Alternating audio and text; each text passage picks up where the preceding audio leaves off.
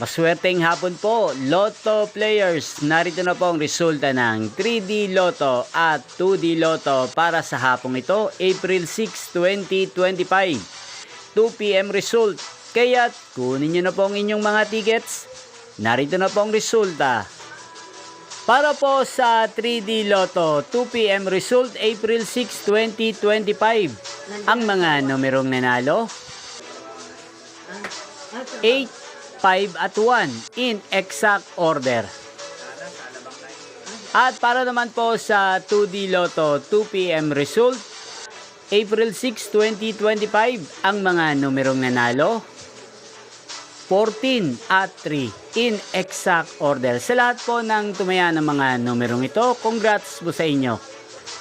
Inyo pong napanood ang resulta ng 3D Lotto at 2D Lotto sa channel na to, Roderick Hernandez TV. Maraming salamat po sa patuloy nyo pong panonood at pagsuporta sa aking channel. Huwag pong kalimutang mag-subscribe. Thank you for watching.